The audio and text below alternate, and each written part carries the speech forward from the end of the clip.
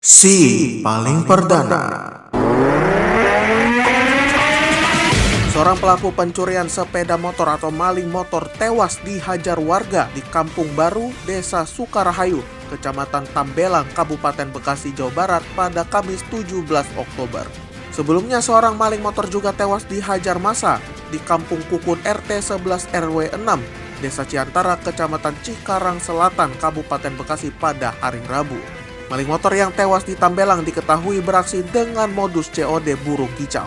Warga yang kesal terhadap ulah pelaku langsung menghujani tubuh pelaku dengan bogemen mentah sebelum akhirnya polisi dari Polsek Tambelang tiba di lokasi.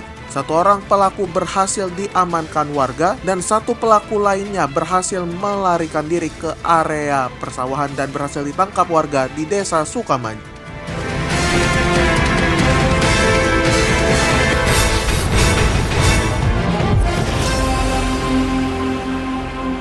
Selamat malam Indonesia, Kevin Manoy dan Andika Rizky Reyhansyah menghantarkan DNP Evening News edisi Jumat 18 Oktober 2024. Ragam informasi yang faktual dan terkini telah kami siapkan untuk mengisi ruang informasi Anda. Dan berikut fokus utama kami untuk malam ini.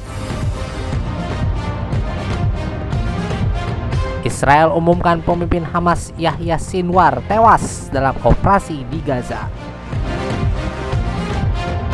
Anies sindir makan sushi mewah Erina Gudono. Serta Airin soroti isu mental health, singgung Banten belum punya rumah sakit jiwa.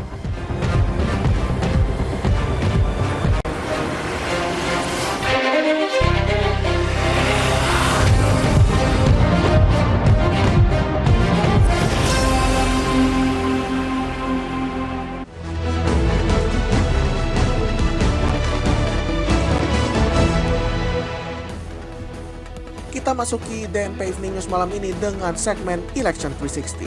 Calon Gubernur Banten nomor urut 1, Airin Rahmidiani menyebut bahwa kesehatan mental menjadi perhatian dan saat ini Banten belum memiliki rumah sakit jiwa.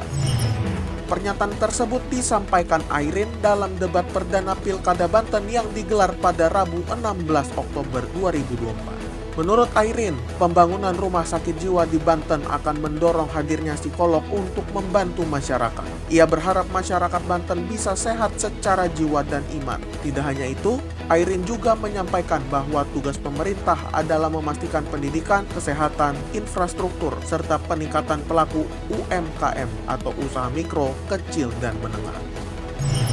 Presenter Kompas TV Nilu Puspa ditawari untuk menjadi wakil menteri di kabinet Prabowo Subianto. Kata dia, tawaran itu mendadak sehingga tidak melewati panggilan di kediaman Prabowo di Jalan Kertanegara seperti calon menteri dan calon wakil menteri lainnya. Saat itu Mayor Teddy yang merupakan asisten pribadi Prabowo Subianto baru mengabari soal agenda dan persyaratan yang harus dibawa pada hari itu, termasuk dress code apa yang harus dipakai, yakni baju batik. Nilu tidak mengungkap secara gamblang jabatan apa yang ditawarkan oleh Prabowo. Yang jelas katanya sesuai dengan passionnya. Saat ditegaskan apakah yang dimaksud adalah Wakil Menteri Komunikasi dan Informatika atau Wamenkominfo, Nilu menjawab secara diplomatis. Nilu mengatakan bahwa ia berkonsultasi ke orang terdekatnya setelah ditawari jabatan tersebut. Kemudian akhirnya memutuskan menerima. Nilu Puspa bergabung dengan Kompas TV pada tahun 2015 dan kini duduk sebagai produser dan news anchor. Ia juga menjadi host dalam program yang bertajuk Nilu. Sementara itu, Nilu Puspa dikabarkan sudah resmi mengundurkan diri dari Kompas TV. Dalam postingan Instagram story @syahreza26, ia berfoto bersama para rekan-rekannya sebelum akhirnya memutuskan untuk berpisah dari Kompas TV.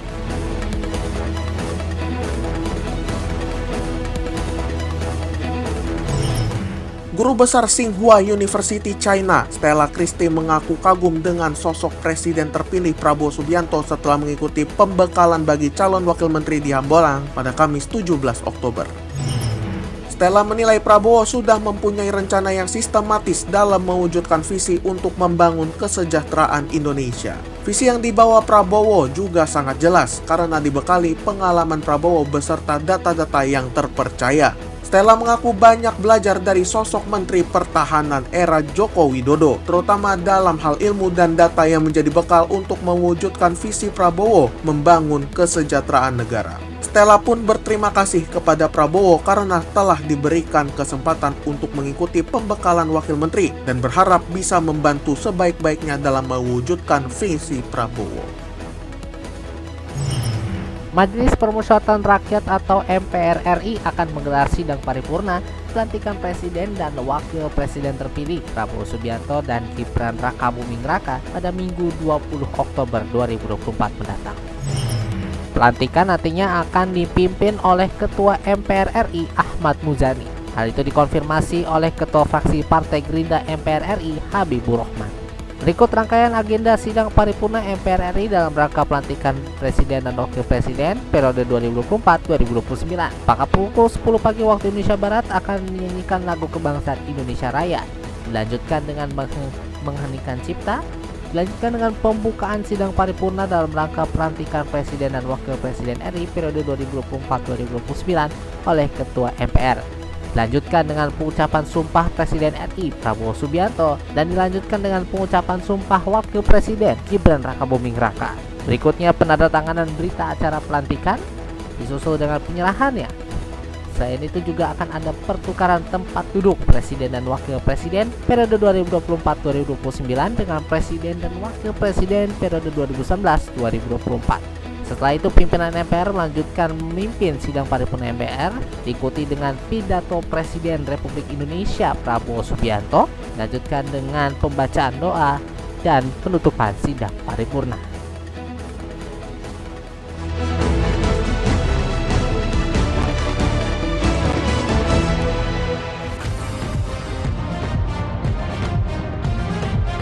Israel mengumumkan pada hari Kamis bahwa mereka telah membunuh Yahya Sinwar, pemimpin tertinggi Hamas yang disebut sebagai dalang di balik serangan mematikan 7 Oktober 2023.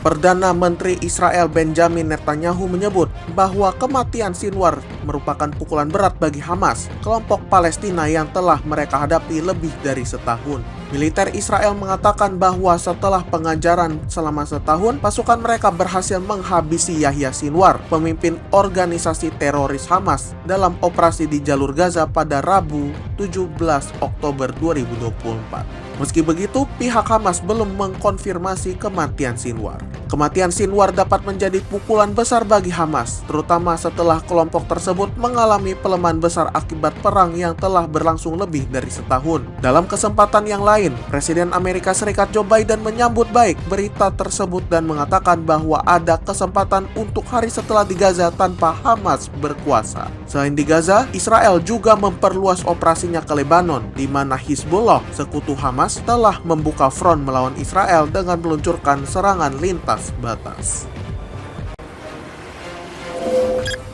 Budaya hedonisme Erina Gudono kembali menjadi sorotan netizen. Istri dari putra Presiden Joko Widodo Kaisang Pangarep itu memamerkan gaya hidup mewahnya melalui Instagram Story di akun pribadinya @erinagudono.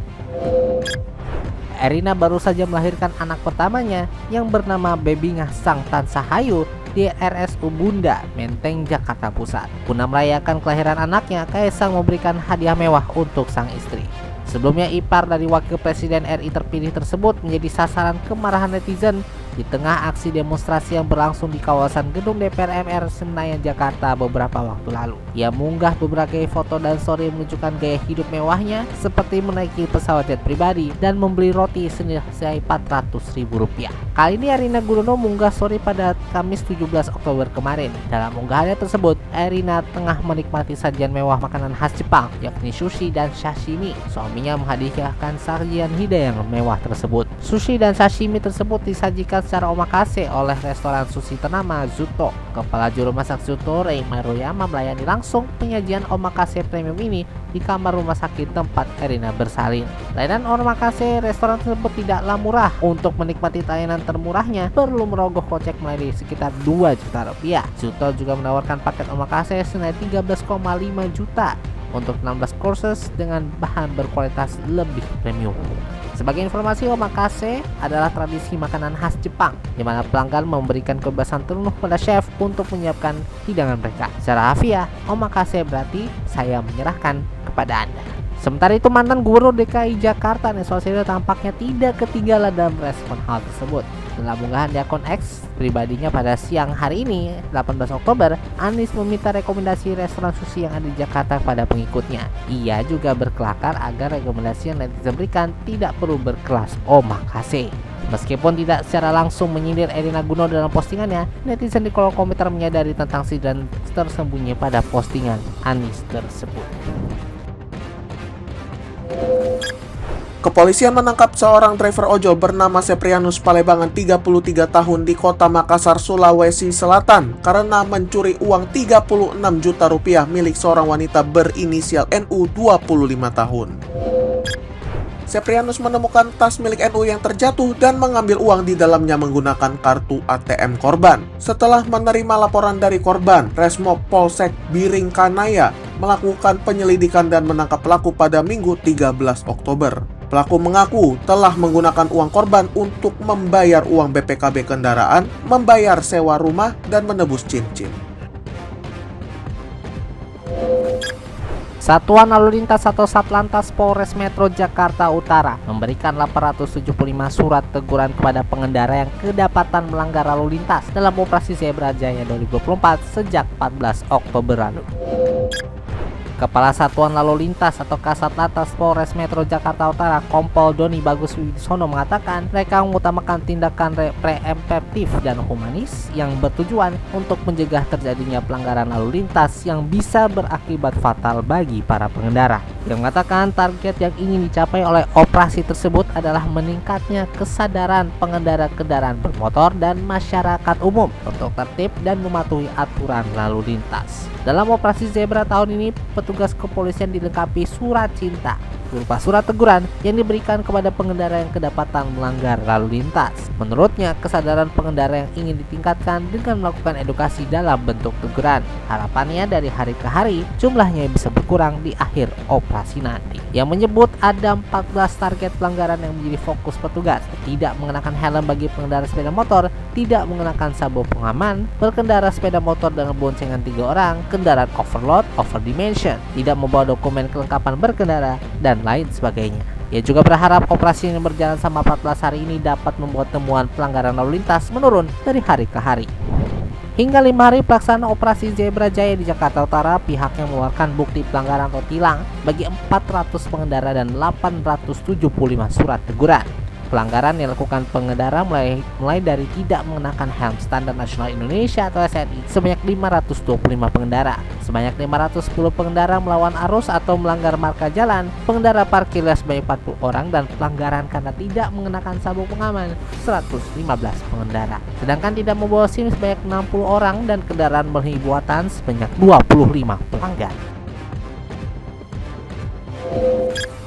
Seorang peserta tes CPNS di Lombok, Nusa Tenggara Barat tiba-tiba mengalami kaku saat duduk di kursi. Diduga peserta tersebut mengalami gangguan psikosomatis. Kejadian ini terjadi pada Jumat 18 Oktober 2024. Peserta tersebut langsung dibawa ke rumah sakit untuk mendapat perawatan medis. Menurut dokter, peserta tersebut mengalami gangguan psikosomatis, di mana kondisi pikiran dan emosi mempengaruhi kesehatan fisik. Gangguan psikosomatis juga dapat disebabkan oleh berbagai faktor. Selain stres, psikosomatis juga dipengaruhi oleh kecemasan ataupun juga trauma. Sesaat lagi kami hadirkan informasi yang faktual dan terkini dari Sumatera Utara yang hadir dalam DNP Sumut Perdana.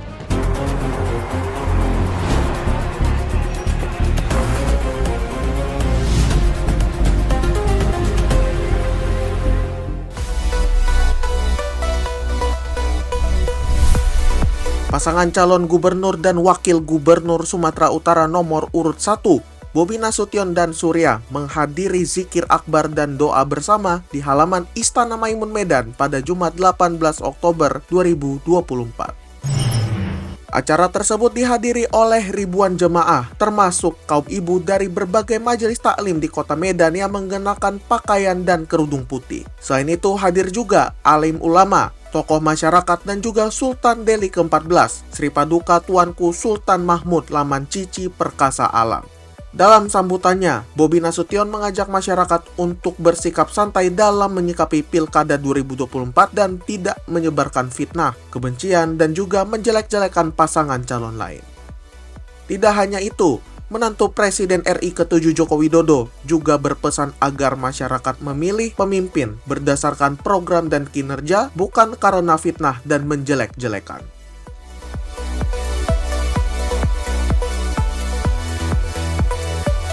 Polsek Hamparan Perak berhasil menangkap Arya Dimas 19 tahun, tersangka kasus penggelapan sepeda motor milik korban Juanda.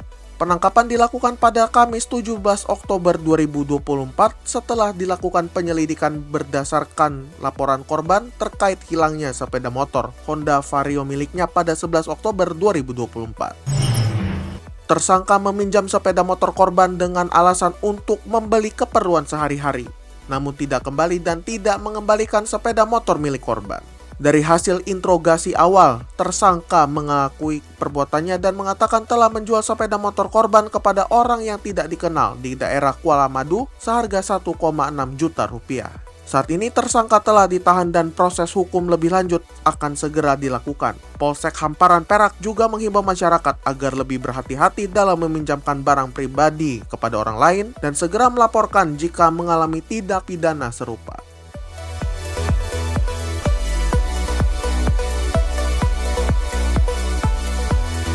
Polrestabes Medan berhasil menangkap 7 pelaku pencurian di gudang rokok dan kejahatan lainnya dari berbagai tempat di kota Medan. 2 dari pelaku ditembak pada kedua kakinya saat penangkapan karena merupakan residivis dan tidak jera melakukan tindak pidana. Pelaku melakukan pencurian pada tanggal 9 Oktober 2024 di Jalan Kapten Muslim Medan dengan membobol toko girsang dan membawa kabur 3 sop serta 2 tin rokok. Polisi juga mengamankan barang bukti berupa gergaji besi, kalung emas, sekop, sebilah pisau, linggis, 1 buah tang, 2 potong besi, 1 buah martil, 1 buah besi pengikat kabel, dan 2 balok. Para pelaku dijerat dengan pasal 363 ayat 1, jungto pasal 53 KUH pidana dengan ancaman hukuman 7 tahun penjara.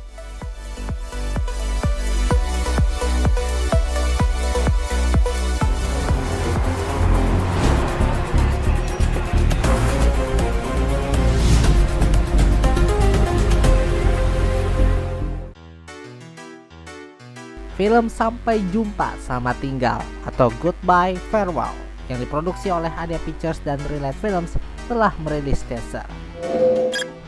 Film garapan sutradara Adrianto Dewo itu menceritakan tentang Win atau Putri Marino yang digosting pacarnya Dani atau Jurdi Pranata. Win kemudian nekat mencari Dani ke Korea Selatan. Ia di sana meminta bantuan pekerja asal Indonesia, Ray atau Jerome Kurnia. Di tengah pencarian Dani dan sulitnya bertahan hidup di Korea Selatan, Win dan Ray malah menjadi semakin dekat. Lika-liku tersebut tergambar sekilas dalam teaser film Sampai Jumpa Selamat Tinggal yang berdurasi 72 detik. Adrianto Dewo mengatakan zaman sekarang banyak cerita mengenai orang yang di-ghosting, tapi tidak banyak yang melihat dari point of view pelaku ghosting. Menurut Adrianto, film Sampai Jumpa Selamat Tinggal terinspirasi dari fenomena tersebut. Sementara itu, produser Perlita Desiani dari Relight Films mengatakan pihaknya ingin bercerita sejujur mungkin tentang perjalanan orang-orang yang kabur atau menghilang dari sekitarnya. Perlita menyatakan proses produksi film Sampai Jumpa Selamat Tinggal ini sangat menyenangkan karena semua pihak yang terlibat mengejarkannya dengan sepenuh hati. Sementara itu, Sampai Jumpa Selamat Tinggal terpilih menjadi opening film dalam Jakarta Film Week 2024 pada 23 Oktober 2024 mendatang. Penayangan di Jakarta Film Week 2024 itu sekaligus jadi momen world premiere atau penayangan perdana resmi film itu secara global sebelum tayang di bioskop pada awal 2025. Tiket film Sampai Jumpa Selamat Tinggal tersedia secara terbatas dan gratis di website Jakarta Film Week yang pendaftarannya dibuka pada 17 Oktober 2024. Setiap tanggal 29 September kita memperingati World Heart Day sebagai penekanan atas pentingnya menjaga kesehatan jantung. Selain itu, World Heart Day diperingati untuk meningkatkan kesadaran terhadap bahaya penyakit kardiovaskular. Menurut Kementerian Kesehatan Republik Indonesia, hingga tahun 2023, penyakit kardiovaskular masih menjadi penyebab kematian tertinggi di tanah air. Maka dari itu, tahun ini Nutrifenol, salah satu brand minuman kesehatan Kalbe, berkolaborasi bersama Apotheka 24 meluncurkan program 14 Days Challenge bersama Nutrifenol. Program ini bertujuan untuk meningkatkan awareness masyarakat tentang pola hidup sehat untuk mencegah risiko penyakit jantung. Hal ini sejalan dengan program Kemenkes dalam Aksi Kesehatan Kardiovaskular Nasional. Melalui program ini, para apoteker Apotheka 24 area Surabaya dan sekitarnya akan mengikuti tantangan mengonsumsi Nutrifenol selama 14 hari. Selain itu, mereka juga akan menjalani pemeriksaan level kolesterol di awal dan akhir periode. Inisiatif ini tidak hanya bertujuan untuk memberikan pengalaman langsung untuk apoteker tentang pengelolaan kolesterol, tetapi juga agar mereka selalu mendukung upaya meningkatkan kesadaran masyarakat terhadap pencegahan penyakit kardiovaskular dan risikonya. Robertus Parulian, Direktur of Adult and Specialized Nutrition Kalbe Nutritionals, menyebut ini sejalan dengan tema World Heart Day WHO. Tema tersebut bernama Use Heart for Action. Sementara itu, Dr. Ibriansyah dari Divisi Endokrin Metabolik Diabetes RSPAL Dr. Ramalan Surabaya memaparkan bahwa kolesterol adalah lemak penting yang diproduksi secara alami oleh tubuh. Kolesterol berperan untuk membantu produksi hormon, vitamin D, serta asam empedu untuk mencerna lemak. Namun, akan menimbulkan masalah jika levelnya dalam darah terlalu tinggi. Sebagai solusi praktis, Nutrifenol hadir dengan kandungan plant stenoester atau PSE, senyawa alami yang dapat menghambat penyerapan kolesterol dari makanan, membantu mengelola kadar kolesterol dengan lebih efektif. Apoteker Ika Mulyono Putri Wibowo S.Farm and Farm Clean yang juga merupakan seorang dosen Fakultas Farmasi Ubaya berharap program ini dapat menginspirasi masyarakat untuk lebih peduli terhadap kesehatan jantung. Sementara itu, Gideon Hartono, Direktur Utama PT K24 Indonesia, mengapresiasi inisiatif Nutrifenol dan Apotheka 24 yang telah menggelar peringatan World Heart Day tahun ini.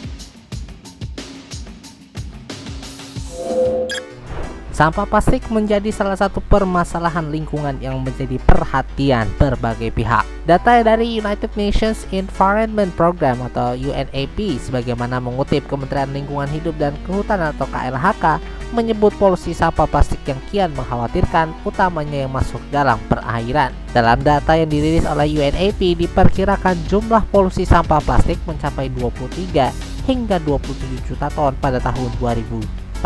Menindaklanjuti permasalahan sampah plastik, PT Kalbe Pharma Tbk atau Kalbe turut terlibat dalam upaya penyelamatan lingkungan melalui program edukasi lingkungan bertajuk Greget Plastik. Di samping melakukan edukasi terhadap bahaya sampah kepada karyawan di lingkup grup Kalbe, Kalbe juga turut melakukan peningkatan nilai dari sampah plastik, termasuk di dalamnya mendukung upaya pengolahan sampah plastik menjadi barang yang bernilai ekonomi tinggi. Kalbe Corporate Sustainability Assistant Manager SFD Ari Wibowo mengatakan program Greget Plastik yang dilangsungkan Kalbe juga berkolaborasi dengan Yayasan Kampus Diakonia Modern atau KDM, sebuah organisasi nirlaba yang berfokus pada upaya perlindungan anak di Jabodetabek, khususnya kelompok anak-anak prasejahtera yang mencakup anak perjalanan, pemulung, korban kekerasan, dan yatim piatu. Turut hadir dalam program edukasi unsur akademik dari program studi teknik mesin Universitas Pancasila Agri Suwandi, Dedelia Zariatin dan Didik Mahandika, serta dosen program studi akuntansi Fakultas Ekonomi dan Bisnis Universitas Pancasila Susilawati. Agri dan kawan-kawan yang tergabung sebagai tim pengadilan masyarakat Universitas Pancasila menghadirkan inovasi mesin pengolah sampah plastik yang dapat disesuaikan dengan kebutuhan penggunanya. Mewakili Yayasan KDM, Sekretaris KDM Sotar Sinaga menyebut inovasi yang dihadirkan memiliki manfaat tinggi. Sementara itu, Abinisaka, Head of Corporate Sustainability Kalbe, menyebut inovasi yang dihadirkan perlu mendapat dukungan dari berbagai pemangku kepentingan. Demikian tadi DNP Evening News edisi Jumat 18 Oktober 2024. Tetap dengarkan kami setiap Senin hingga Jumat di platform podcast kesayangan Anda serta kanal YouTube kami DNP Media Network. Ikuti juga informasi di akhir pekan dalam DNP On The Weekend setiap Sabtu dan Minggu di platform podcast kesayangan Anda serta kanal YouTube DNP Media Network. Layangkan kritik dan saran Anda melalui email kami di redaksi @dnpmedianetwork.com. Ikuti juga informasi yang faktual dan terkini lainnya di situs kami dnpmedianetwork.com. Mewakili kerabat kerja yang bertugas, saya Kevin Manoy dan Andika Rizky Rehansyah pamit undur diri. Terima kasih atas perhatian Anda, selamat malam Indonesia, dan selamat beristirahat.